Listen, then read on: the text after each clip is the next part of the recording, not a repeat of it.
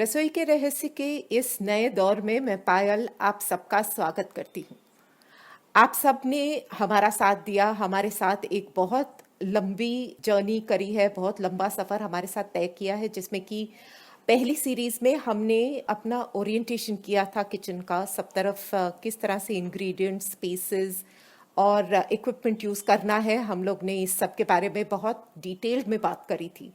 अब वो पड़ाव पीछे पड़ गया। हम चलते हैं अपने नए पड़ाव की ओर, जो कि मेथड्स ऑफ कुकिंग होगा। अब खाना बनाने की अलग अलग प्रक्रियाएं क्या होती हैं और उसमें किस तरह से हम लोग काम कर सकते हैं और उसका किस तरह से हम फायदा उठा सकते हैं, हम इसके बारे में अब चर्चा करेंगे। ये जो है आज का एपिसोड, हमारा एपिसोड है एक इंट्रोडक्शन का आपके लिए culinary टर्म्स का। अब ये culinary टर्म्स क्या है? culinary टर्म्स वो चीज़ है जो आम तौर से खाना बनाने के वक्त, या आप जब रेसिपीज पढ़ते हैं या आप यूट्यूब चैनल्स वगैरह देखते हैं, उसमें जो कई सारे लफ्ज़ यूज़ होते हैं, कई सारे टर्म्स यूज़ होते हैं खाने के पकाने के बारे में या उससे एसोसिएट इंग्रेडिएंट्स के बारे में।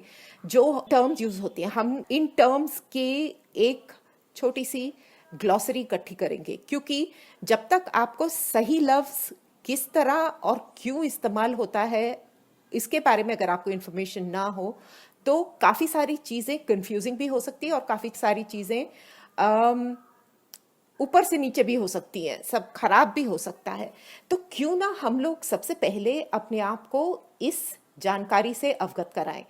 अब इसमें जो है, मैंने ये थोड़ी बहुत जो थोड़ी कॉमन और थोड़ी सी अनकॉमन जो टर्म्स हैं जिसका हमारा सामना हो सकता है, उनको मैंने इकट्ठा किया है। यहाँ पर आप कई सारी चीज़ें देखेंगे जो कि इंडियन कुकिंग में स्पेसिफिकली यूज़ होती हैं और कई ऐसी चीज़ें हैं जो इंडियन कुकिंग और इंटरनेशनल कुकिंग में इस्तेमाल होती है। अब एक ताज्जुब की बात यह है कि कई सारी चीज़ें इंटरनेशनल कुकिंग में जिनका मीनिंग कुछ और है, वो हमारी इंडियन कुकिंग में उसका मीनिंग एकदम ही अलग हो जाता है। तो चलिए हम लोग शुरू करते हैं हमारी ये छोटी सी डिक्शनरी आपके लिए, ग्लॉसरी आपके लिए, जिसमें कि आपको कुकिंग टर्म्स से इंट्रोड्यूस मैं कराने जा रही हूँ। सबसे कॉमन टर्म्स जो हम लोग सुनते हैं वो है ब्लांचिंग। आप सबने ब्लांचिंग सुना होगा। ब्लांचिंग वो प्रक्रिया है जिससे कि आप गर्म पानी में किसी सब्जी को पार्शियली पकाते हैं, थोड़ा सा पकाकर उसको ठंडे पानी में डालकर उसके कलर वगैरह जो है रिटेन करने के लिए आप उसको इस्तेमाल करते हैं, ताकि आप आगे उसको किसी और तरीके से इस्तेमाल कर सकें, ताकि स्टोर कर सके, फ्रीज कर सके, या वैसे ही उसको फिर से गर्म करके यूज़ कर सके। या फिर किसी चीज़ का अगर आपने जैसे टमाटर का मानो छिलका उतारना हो, तो खौलते हुए पानी में, काफ़ी नमकीन पानी में ये प्रक्रिया जनरली की जाती है, ब्लांचिंग, BLANCHING। दूसरा जो सबसे कॉमन टर्म हम लोग सुनते हैं वो है बॉइलिंग, BOILING, जिसका मतलब है उबालना। तो ये तो सब हम लोग जानते ही हैं, उबालने के लिए हर चीज़ करते हैं हम लोग। दूध उबालते हैं हम लोग, पानी उबालते हैं सब्जियां गर्म करने के लिए। तो इसमें भी क्या है, ये इसमें एकदम बहुत गर्म पानी को, बॉइलिंग पॉइंट को, जिसको 100 डिग्रीज बोलते हैं, उसके उतने में पानी को गर्म करके सब्जियों को बॉईल करते हैं, अंडा बॉईल करते हैं या दूध बॉईल करते हैं, चाय उबालते हैं। सो काफ़ी सारी चीज़ें इस प्रक्रिया में कवर अप हो जाती हैं। हमारी सब्जी हम लोग एक हद तक पकाकर उसको फिर चाहे हम लोग फिर उसको स्टर फ्राई करें, टॉस करें या उसी तरह से खा लें। तो ये हुआ बॉइलिंग। अब एक और चीज़ जो हम लोग काफ़ी इस्तेमाल करते हैं वो है स्टीमिंग। स्टीमिंग की जो प्रक्रिया है, ये पानी को ना छूते हुए लेकिन पानी की भाप को इस्तेमाल करके, उसका जो उसपे से जो स्टीम उठती है, उस स्टीम को इस्तेमाल करके हम लोग खाना पकाते हैं, सब्जी पकाते हैं, दूसरी चीज़ें भी पकाते हैं, चावल वगैरह सब पकाते हैं। तो इससे क्या फ़ायदा होता है कि आपके खाने का जो ओरिजिनल फ्लेवर है वो रिटेन होता है, आपके खाने के ओरिजिनल प्रॉपर्टीज़, रंग और उसका शेप और उसका टेक्सचर भी रिटेन होता है। एक इंटरेस्टिंग बात आपको बताऊं कि आपको पता है कि जो दम में जो हम चीज़ पकाते हैं इंडियन कुकिंग में, जो दम का खाना बोलते हैं, जिसको हम लोग आटा लगाकर आप बिरयानी बनाते हैं, आप दूसरी करीज बनाते हैं, अलग अलग किस्म की चीज़ें जो बनाते हैं, ये दम का जो खाना होता है ये भी स्टीमिंग की ही प्रक्रिया है, क्योंकि जब आप चावल या बिरयानी या कुछ भी अगर दम पर रखते हैं या किसी सब्जी को आप दम पर रखते हैं तो आप उसका ढक्कन बंद करके उसको उसी के जो पानी अंदर डाला हुआ होता है या सब्जी का मीट का अपना जो पानी निकलता है, चावल का जो अपना पानी निकलता है, उसी से ये पूरी सब्जी और सब कुछ उसी से उठी हुई भाप में पकता है। सो इजंट दैट इंटरेस्टिंग? कभी आपने सोचा था कि दम का खाना जो है अल्टीमेटली स्टीमिंग की ही एक प्रक्रिया है? तो ये हुई हमारी पानी से लगी हुई चीज़ें। अब जो दूसरी चीज़ हम लोग करते हैं वो है ब्रॉयलिंग।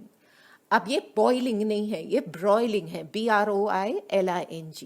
ब्रॉयलिंग का मतलब ये होता है कि जब आप खाने को डायरेक्टली हीट सोर्स के नीचे पकाते हैं, चाहे वो आपकी सब्जियां हो चाहे वो मीट हो, तो ग्रिलिंग की तरह ही है ये प्रक्रिया। ग्रिलिंग में भी क्या है, हीट जो है हमको ऊपर से एक ही सोर्स से आती है, ऊपर से हीट आती है, उससे जो है चीज़ गर्म होके पकती है और हम उसका साइड पलट कर उसको दोनों तरफ से उसको पकाते हैं। तो ब्रॉयलिंग की भी जो प्रक्रिया है वो ऑलमोस्ट सिमिलर है, एक ही तरफ से आपकी हीट ऊपर से आती है और उससे चीज़ पक जाती है। Grilling again it's almost the same thing that we do. एक और चीज जो होती है वो है रोस्टिंग। अब रोस्टिंग जो है एक बहुत ही लूजली यूज्ड टर्म हो गया है आजकल। बहुत सारी चीज़ों को रोस्टिंग करना बोलते हैं। ओरिजिनली अगर हम अपनी कुकिंग में अगर देखे जाए तो रोस्टिंग, जिसको भुनना भी कहते हैं, वो शुरू हुआ था अपनी सूखी चीज, एक सूखी कढ़ाई के अंदर आप जो अलग अलग चीजें बिना किसी चीज के, बिना ऑयल ऑयल के या बिना किसी और फैट की मीडियम को यूज किए जो आप चीज जिसको सूखी तरह से करते हैं उसको रोस्टिंग बोलते हैं। उसको स्ट्रेंजली इनफ इंटरनेशनल कुकिंग में ड्राई फ्राई भी कहते हैं, जिसमें कि आप बिल्कुल भी किसी किस्म का लिक्विड, किसी किस्म का मीडियम नहीं यूज करते। हम गरम मसाले, हम अपने मसाले ताज़े बनाते हैं, कई सारी चीज़ें बनाते हैं जिसको हम सिर्फ भूनते हैं, जिसको सूजी को हम भूनते हैं उस तरह से। तो ये सारी चीज़ें जो हम करते हैं ये बिना किसी मीडियम के करते हैं। एट द सेम टाइम इससे क्या होता है, बेसिकली इससे चीज़ की अपनी जो फ्लेवर है और अपने जो उसके मेन एलिमेंट्स हैं वो उभर के आते हैं और उसके टेस्ट, उसके साथ ही टेस्ट उभर के आता है। लेकिन रोस्टिंग का एक और भी मतलब है, आप सबको पता है। रोस्टिंग वो भी है जिससे कि आप मीट या सब्जियां या कुछ उसके ऊपर कोई ना कोई हल्का सा फैट का लेयर लगा के आप उसको पकाते हैं, चाहे वो तंदूर में हो, चाहे वो आप एक ढके हुए पैन में हो, चाहे वो आप अवन में बनाएं, वो भी एक तरीका है। तो रोस्टिंग में क्या होता है कि आप फैट की मदद से आप चीजें पका रहे हैं उसके अंदर, एंड उसके साथ में अपना लिक्विड रिलीज होता है और उससे वो पककर फिर फाइनली जो आपने बाहर फैट लगाया है उस फैट के माध्यम से चीज कड़क हो जाती है। तो उसको भी हम लोग रोस्टिंग ही कहते हैं। अब एक और चीज जो इसमें, जब अगर हम बात कर रहे हैं रोस्टिंग वगैरह की, तो एक और चीज जो हम करते हैं खासकर मीट पकाने के लिए या खासकर कई सब्जियां जिसको हम रोस्ट करना चाहें उसके लिए, हम लोग इसको तेज, एकदम तेज आंच पर सियर करते हैं। SEAR, sear is the word. तो सियर का मतलब है कि एकदम तेज आंच पर किसी चीज को ऐसा पकाना कि उसकी बाहर का लेयर जो है वो एकदम गर्म होके पक जाए, लेकिन उसके अंदर के फ्लेवर्स और अंदर का जो उसका लिक्विड है वो कायम रहे।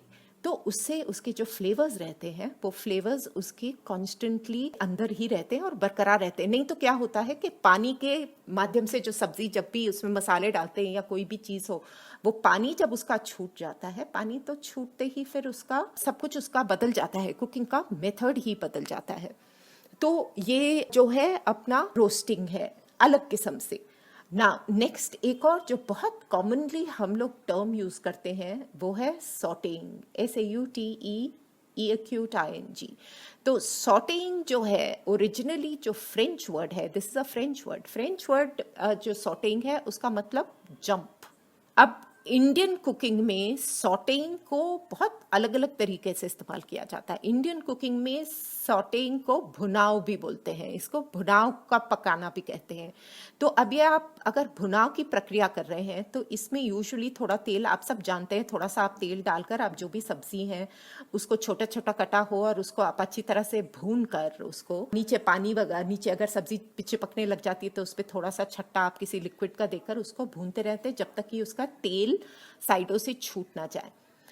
ये हम लोग एक तरह से इसको इंडियन कुकिंग में इसको स्टर फ्राइंग भी बोलते हैं। स्टर फ्राई का क्या मतलब हुआ? बेसिकली आप किसी चीज को हिलाते जा रहे हैं कॉन्स्टेंटली ताकि वो चिपक के जले ना। सो ये एक किस्म का स्ट्रेंजली स्टर फ्राइंग की प्रक्रिया है, मतलब स्टर फ्राइंग का एक्शन है। बट एक्चुअल स्टर फ्राई जो है वो, इसके बारे में मैं आपको अभी जल्दी बताती हूँ। तो ये जो है सॉटेइंग, जब ओरिजिनली जो वर्ड है वो सॉटेइंग का मतलब ये भी होता है कि जब आप किसी चीज़ को, मतलब जो इंटरनेशनल कुकिंग में जब हम लोग बात करते हैं सॉटेइंग का मतलब ये होता है कि आप किसी चीज़ को छोटे छोटे टुकड़ों में आप काट रहे हैं and it has to often be in an equal size. अब इक्वल साइज में कुछ चीज़ काटने को लोग क्यों कहते हैं? Because it is important for uniform cooking. हर चीज जो है, आप अगर साइज अगर एक जैसा होगा तो पकने का टाइम सबका एक जैसे होगा। थोड़े बड़े थोड़े छोटे होंगे तो छोटे जल्दी पक जाएंगे और जब तक बड़े पकेंगे तब तक छोटी जो पीसेस हैं ओवर कुक हो जाएंगे। तो इसमें भी सॉटेइंग में क्या करते हैं, इसमें थोड़ा सा तेल डालकर आप जो भी चीज़ें सॉटे करना चाह रहे हैं उसको आप कॉन्स्टेंटली चलाते रहेंगे, उसको हर टाइम आप उसको हिलाते रहेंगे और वो उसको, दैट्स वाई जंप, मतलब वो चीज़ हिलाना छोड़ना नहीं है और वो तेज आंच पर होता है और उसको हिला हिला के फटाफट थोड़ी देर के लिए ही उसको पकाकर उसको निकाल दिया जाता है। So this is light cooking, it is not heavy frying, जैसे हम इंडियन कुकिंग में सॉटेइंग जिसको हम बोलते हैं, दैट इज ऑलमोस्ट किसी चीज को भुनना अच्छी तरह से वो होता है। सॉटेइंग हल्का होता है। अब जैसे प्याज को आप सॉटे कर रहे हैं तो बेसिकली थोड़ा सा आप डालकर उसको तेज आंच पर उसको हिलाते हिलाते जल्दी से उसको पका लेते हैं, या किसी और सब्जी का भी जैसे हो। तो ये रही अपनी सॉटेइंग की प्रक्रिया। अब मैंने स्टर फ्राई के बारे में कहा था आपको, तो स्टर फ्राई में क्या होता है? Stir fry generally is Chinese खाना जो है आपका, थाई खाना जो है वो स्टर फ्राई होता है। स्टर फ्राई में तेल बहुत थोड़ा डलता है और एक वॉक या खुली कढ़ाई होती है, उसके अंदर थोड़े से तेल में बहुत ही तेज हीट में चीज़ को, सब्जी को डालकर, मीट को डालकर, जो भी है उसको डालकर बहुत तेज़ी से उसको हिलाया जाता है। इसके हिलाने से क्या होगा कि उसके पूरे जो एलिमेंट्स हैं, उसके पूरे न्यूट्रिएंट्स वगैरह उसी में रहते हैं और सब्जी तेज आंच में बाहर से पक जाती है लेकिन अंदर से फिर भी क्रिस्प रहती है। तो that is, it's a very very high heat process and a very quick process, तो इसलिए उसको स्टर फ्राई बोलते हैं, which is quite self explanatory. तो स्टर फ्राई की प्रक्रिया ये होती है। अभी चलते हैं थोड़ी सी और पानी वाली जो प्रक्रिया है उसकी ओर। एक जो बहुत कॉमनली हम लोग इंडिया में नहीं सुनते हैं, that process is called brazing, BRAISING, लेकिन इंटरनेशनल कुकिंग में ब्रेजिंग काफ़ी करी जाती है। तो ब्रेजिंग का मतलब ये होता है, जब यूजुअली मीट्स में ब्रेजिंग करी जाती है तो मीट्स के लिए जो मोटे, जो बड़े टुकड़े होते हैं मीट के, उसको जो है पूरी तरह से पानी में नहीं डुबो के या किसी लिक्विड में पूरी तरह से नहीं डुबो के, उसको पार्शली उसको डुबो के उसको पकाया जाता है काफ़ी टाइम तक, ताकि उसका अपना पानी भी छूटे और वो जो भी लिक्विड जिसके अंदर आप उसको ब्रेज कर रहे हैं मीट को, वो मीट जो है आपका उसी उतने ही पानी में पककर अल्टीमेटली वो पानी खत्म हो जाएगा और चीज़ आपकी पक जाएगी। तो ये जो धीमी प्रोसेसेस है, ये सब स्लो कुकिंग की प्रोसेसेस हैं जो आराम से धीरे से होती है और काफ़ी टाइम लगता है, बट इसमें जो कुकिंग और टेंडराइजिंग होती है वो बहुत ही बेहतरीन होती है।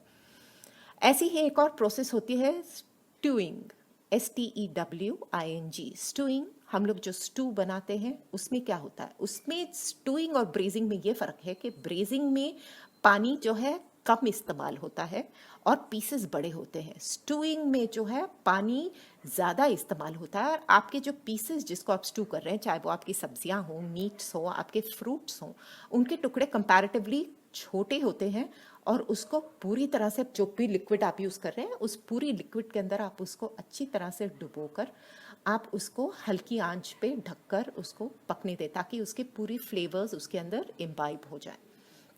So this is stewing. एक और पानी वाली प्रक्रिया होती है पोचिंग, POACHING।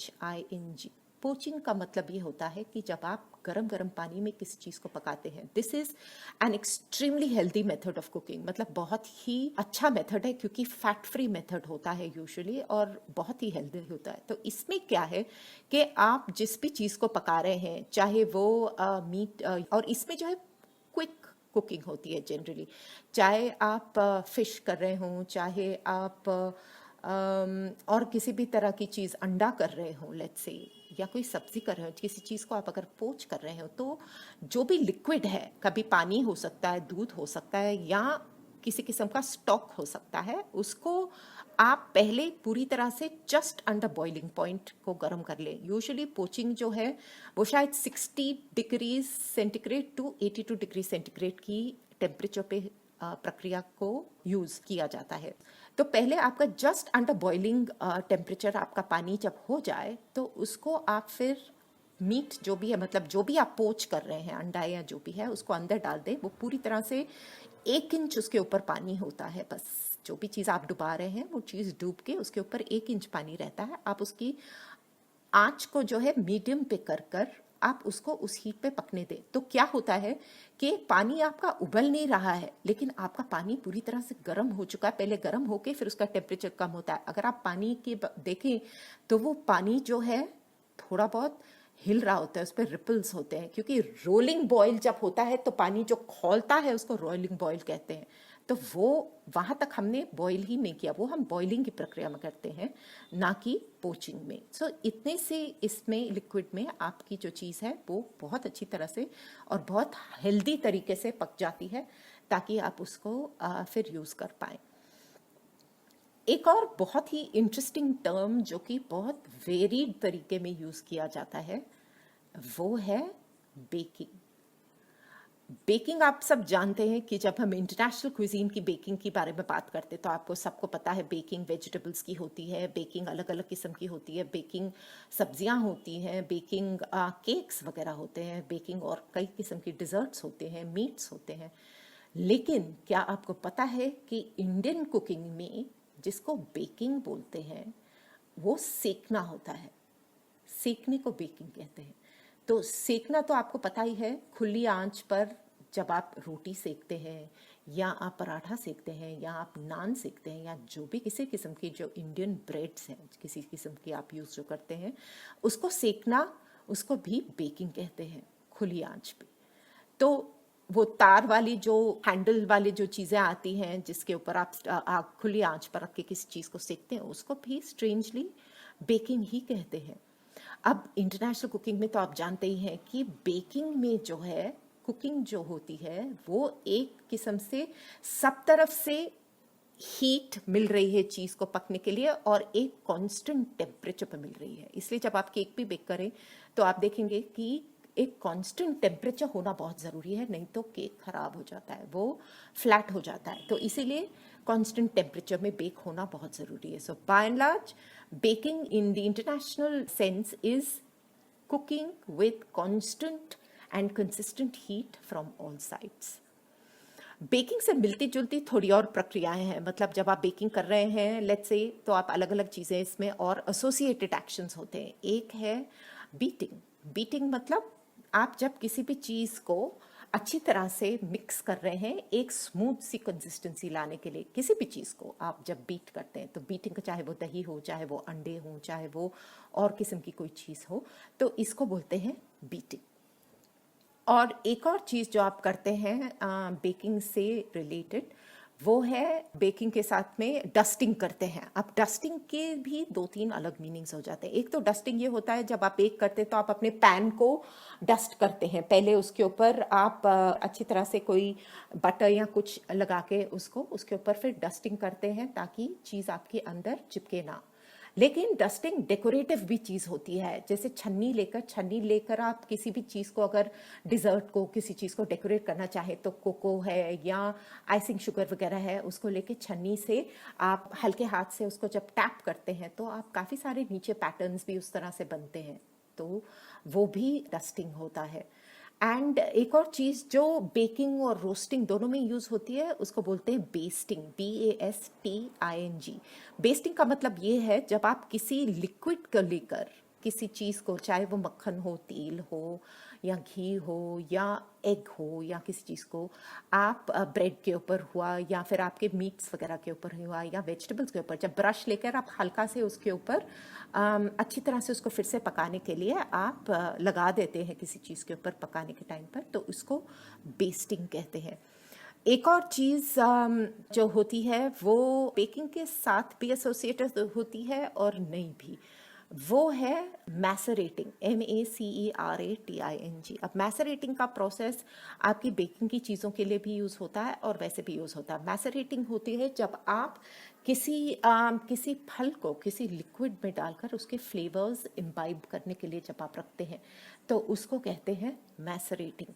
फिर एक और प्रक्रिया होती है कैरमलाइजिंग। आप सब जानते हैं कैरमलाइजिंग मतलब किसी भी किस्म की जो चीनी होती है, शुगर्स जो होते हैं, जब शुगर्स पकते पकते हाई फ्लेम पर फिर धीरे धीरे लोअर फ्लेम पर जाकर जब ये चीज़ की ब्राउनिंग शुरू होती है, ब्राउनिंग शुरू होके उसका ऊपर से it's very pretty and shining, तो उसको कैरमलाइजिंग कहते हैं। कैरमलाइजिंग अनियंस की भी हम लोग करते हैं, क्योंकि कैरमलाइजिंग जो अनियंस की होती है वो बेसिकली आप जब तेज़ आंच पे फ्राई करते करते उसको उसकी जो शुगर्स जब रिलीज होनी शुरू हो जाती है और पानी निकल के उसका पूरा सूख जाता है और वो ब्राउन हो जाता है और उसके शुगर्स पूरे ऊपर आ जाते हैं, तो दैट प्रोसेस इज कॉल्ड कैरमलाइजिंग। और क्या रहा, और हमारे इंडियन कुकिंग में हम लोग एक और चीज़ जो यूज़ करते हैं वो है टेम्परिंग। बहुत ही पॉपुलर हमारा तरीका है। टेम्परिंग इज़ बघार देना किसी चीज़ को, वो तो हम लोग सब जानते हैं। इसको बोलते हैं टेम्परिंग, TEMPERING। टेम्परिंग में क्या होता है, टेम्परिंग में आप या खाना शुरू करने से पहले जो आप बघार डालते हैं, सब्जी वगैरह डालने से पहले, या खाना खत्म करके जो आप बघार डालते हैं, दोनों को ही टेम्परिंग कहते हैं। तड़का देना या बघार देना कहते हैं। तो उससे क्या होता है, गर्म लिक्विड के अंदर आप जो भी चीज़ें डालते हैं उसका फटाफट से उसका फ्लेवर जो है उसके अंदर ड्रेन हो जाता है और वो फ्लेवर ड्रेन होके वो फ्लेवर प्रोमिनेंटली निकल के आता है। अब जैसे तेल के अंदर आप जिस भी चीज़ का फ्लेवर पहले चाहते हैं तो वो इंग्रेडिएंट पहले अंदर जाता है आपके लिए, so that is extremely important. तो वो हम लोग टेम्परिंग काफ़ी इंडियन कुकिंग में हम लोग इस्तेमाल करते हैं। फिर फ्राइंग है अलग किस्म का, आप सब जानते हैं, शैलो फैट फ्राइंग, तो मतलब कम तेल, उसमें आप धीमी आंच, तेज़ आंच और धीमी आंच के बीच में आप दोनों साइड्स पे किसी चीज़ को अच्छे से पकाते हैं। डीप फ्राइंग तो पता ही है, ज़्यादा तेल जिसको तलना भी कहते हैं, ज़्यादा तेल लेकर किसी भी चीज़ को उसके अंदर डुबोकर पूरी तरह से उसको पकाया जाता है। अब एक और चीज़ जो हम लोग करते हैं वो है स्टीपिंग। स्टीपिंग क्या होती है, स्टीपिंग जब आप किसी चीज़ को एक मॉडरेट टेम्परेचर लिक्विड के अंदर किसी चीज़ का आप जब फ्लेवर निकालना चाहते हैं तो उसको स्टीपिंग कहते हैं। अब जब आप चाय बनाते हैं, गर्म पानी के अंदर आप चाय की पत्ती डालते हैं और थोड़ी देर उसको छोड़ देते हैं, तो चाय की पत्ती आपकी निकल के जो पानी में जाती है और उसके पूरी सब चीज़ जो उसके जो एलिमेंट सब ड्रेन होते हैं उसको भी स्टीपिंग कहते हैं। और कई बार कई चीज़ों के अंदर हम लोग फल जो है, लेट्स से किसी फल का जो छिलका हुआ, हम लोग उसको भी जब उसके अंदर डालते हैं और उसके फ्लेवर्स बेसिकली हम उसके अंदर ड्रेन करने की कोशिश करते हैं, तो उसको भी स्टीपिंग कहते हैं। दूसरा एक है रिड्यूसिंग। रिड्यूसिंग क्या होता है, जब आपका कोई भी आप सॉसेज वगैरह बना रहे हैं, या हम लोग जब अपनी हमारी जो ग्रेवीज हम लोग बनाते हैं, तो पहले जब इनिशियली शुरू करते हैं तो उसमें पानी ज़्यादा होता है, उसको फिर हल्की आंच पर हम लोग पका कर उसको गाढ़ा कर लेते हैं, उसको बोलते हैं रिड्यूसिंग या रिडक्शन बोलते हैं। डाइल्यूटिंग रिडक्शन से अलग है। डाइल्यूटिंग ये होता है कि जब हम ज़्यादा किसी स्ट्रॉन्ग फ्लेवर की चीज़ को हम लोग दूसरा लिक्विड डालकर उसको थोड़ा सा कम इम्पैक्टफुल बनाते हैं, तो उसको डाइल्यूटिंग कहते हैं। एक और टर्म है इमल्सिफाइंग। अब इमल्सिफाइंग ये होता है, that's a form of mixing itself. Emulsification is a form of mixing. तो उसमें ये मिक्सिंग में क्या होता है, हम लोग जब दो एकदम ही अलग किस्म के लिक्विड्स को जब हमको मिलाना होता है, या दो किस्म के अलग किस्म के एलिमेंट्स को जब हमको मिलाकर एक कंसिस्टेंट हमको टेक्सचर्ड जो एंड रिजल्ट हमको चाहिए होता है, तो उसको इमल्सिफिकेशन कहते हैं। जैसे कि आप लेट्स से मेयोनेज सॉस बना रहे हैं, तो आप मेयोनेज सॉस में आप ऑयल और साथ में एग योक यूज़ कर रहे हैं, या जो भी एलिमेंट्स यूज़ कर रहे हैं, तो उसको धीरे धीरे करके आप उसके अंदर डालते हैं, क्योंकि अगर जल्दी करेंगे तो वो फट जाएगा। तो आप धीरे धीरे करते करते उसको इमल्सिफाई करते हैं, उसको मिलाते हैं। इसीलिए जब आप बेकिंग भी कर रहे होते हैं, सब आपको बोलते हैं कि आप रूम टेम्परेचर पर हर चीज़ लाके, हर चीज़ को एक ही टेम्परेचर पे लाके फिर उसकी मिक्सिंग करें, क्योंकि उसमें बहुत अलग किस्म की इंग्रेडिएंट्स हैं जिसकी डेंसिटी और जिसके अपनी प्रॉपर्टीज अलग अलग हैं। तो इनको हमको मिला के एक होमोजेनस एंड रिजल्ट या बैटर या जो भी है लेकर आना है, तो इसलिए उसको हम इमल्सिफिकेशन कहते हैं। Now, some common methods of cooking in the Indian kitchen are, एक तो तवा पे पकाना होता है। तवा का पकाना क्या होता है, आपको पता है, जो बड़ा तवा लेकर पाव भाजी बनाई जाती है, बहुत गर्म हीट पे कॉन्स्टेंटली उसको हिलाते हिलाते उसको पकाया जाता है। या फिर ये पत्थर का गोश्त वगैरह जो बनाते हैं, या मीट्स, कई सारी चीज़ें जो गरम गरम खुली आंच पे, in fact there is a lot of international cooking also, Japanese वगैरह टेम्पनियाकी वगैरह बोलते हैं, जो कि इसी प्रक्रिया से कुक होती है। तो इसमें चीज़ जो है वो बार बार हिलाई जाती है, पककर आपके उसी टाइम पर खाई जाती है। उसी तरह से एक और जो चीज़ है वो है कढ़ाई की कुकिंग। जो अब कढ़ाई की कुकिंग में क्या है, कढ़ाई आप सब जानते हैं, हम कढ़ाई वेजिटेबल्स खाते हैं, हम कढ़ाई ये कढ़ाई वो खाते हैं। अब पुराने ज़माने में जब कढ़ाई में खाना पकाया जाता था, तो बेसिकली उसी कढ़ाई से खाना सर्व किया जाता था।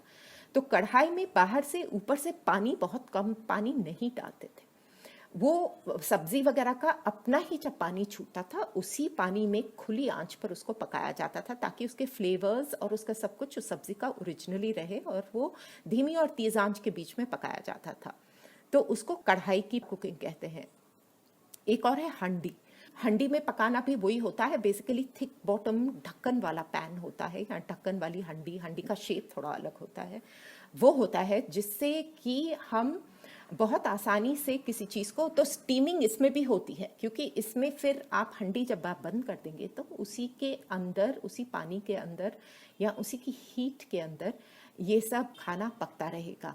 तो अल्टीमेट रिजल्ट जो भी है किसी भी चीज़ का, हमारा जो मोटिव है या हम जो करना चाहते हैं, वो यही है कि जो भी चीज़ हम पकाएं वो स्वाद भी हो, उसकी न्यूट्रिशनल वैल्यू भी रिटेन हो, और वो चीज़ हमारे सबके खाने के लायक भी हो।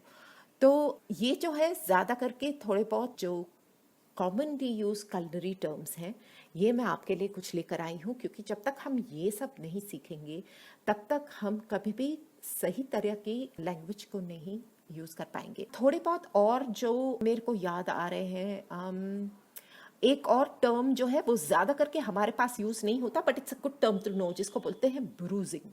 ब्रूजिंग जनरली क्या होता है, जब चोट लगती है तो उसको भी ब्रूज बोलते हैं। जो हल्का सा, हल्की सी मतलब झरीट लग जाती है, या हल्की सी स्किन आपकी निकल जाती है, या चोट लग जाती है और नील पड़ जाता है, तो उसको ब्रूजिंग बोलते हैं। तो ब्रूजिंग का जो प्रोसेस है, वो हमारे खाने वगैरह के इस्तेमाल में, हम जब हल्की जिस किसी चीज़ को जैसे मुक्का मारते हैं, या एक बार थोड़ा सा उसको मार देते हैं छुरा लेकर या कुछ, या हमाम दस्ते में उसको आप लहसुन यूज़ कर रहे हैं, अदरक यूज़ कर रहे हैं, आप लेमन ग्रास यूज़ कर रहे हैं, जिससे कि आप पूरी तरह से किसी चीज़ को पाउडर नहीं कर रहे हैं या कुछ नहीं कर रहे हैं, आप सिर्फ उसको तोड़ रहे हैं थोड़ा सा, ताकि उसके फ्लेवर्स जो है खूब सारा उभर के बाहर आए।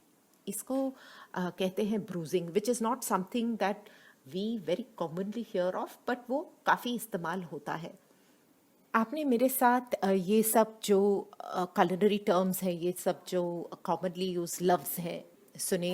मेरे साथ आप लोग आई होप ये सब सीखेंगे, और हम लोग मिलकर नई नई चीज़ें जो है, नई प्रक्रियाएं हैं, या उनके बारे में और डिटेल में हम लोग बात करते रहेंगे। ये जानना मेरे हिसाब से आपके लिए सबके लिए ज़रूरी इसलिए भी था क्योंकि हम सबको समझ में आना चाहिए कि हम किस चीज़ के बारे में बात कर रहे हैं और क्यों बात कर रहे हैं। सो आई होप कि ये एपिसोड जो हमारी नई शुरुआत है आप लोग सबको हेल्पफुल लगा हो और आगे चलने जैसे हम लोग आगे आगे बढ़ेंगे, नए एपिसोड सुनेंगे, उसमें ये टर्म्स को यूज़ होते हुए भी सुनेंगे। And I hope you know everybody feels कि करेक्ट टर्म्स यूज करके आपको अपने आप ही एक सेंस ऑफ सेटिस्फैक्शन लगता है और ऐसा लगता है कि हाँ मैं जो कर रहा हूँ मैं सही कर रहा हूँ, मैं जो कर रही हूँ एकदम सही कर रही हूँ। So here's wishing all of you the best and in the beginning of a new journey with me and in रसोई के रहस्य। तो अगले एपिसोड तक जुड़े रहिए और अपने सवाल वगैरह हमको ज़रूर हमारे साथ बातचीत करिए, हमको ज़रूर बताइए कि आपको ये एपिसोड कैसे लगा और आपको अगर इससे रिलेटेड कोई सवाल हो तो हम लोग डेफिनेटली इनको डिस्कस करेंगे ताकि हमारे सबकी इंफॉर्मेशन बढ़े और एक एक्सचेंज रहे।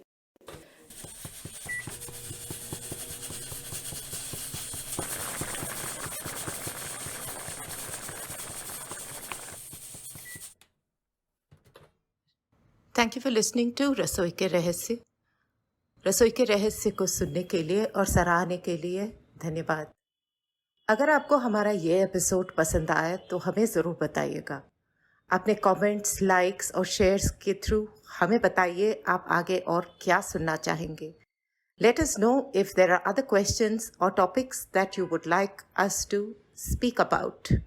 हमसे जुड़े रहिए हमारे सोशल मीडिया हैंडल्स पर जो है इंस्टाग्राम और फेसबुक पर इसी नाम से रसोई के रहस्य। स्पेलिंग है RASOIKERAHASYA।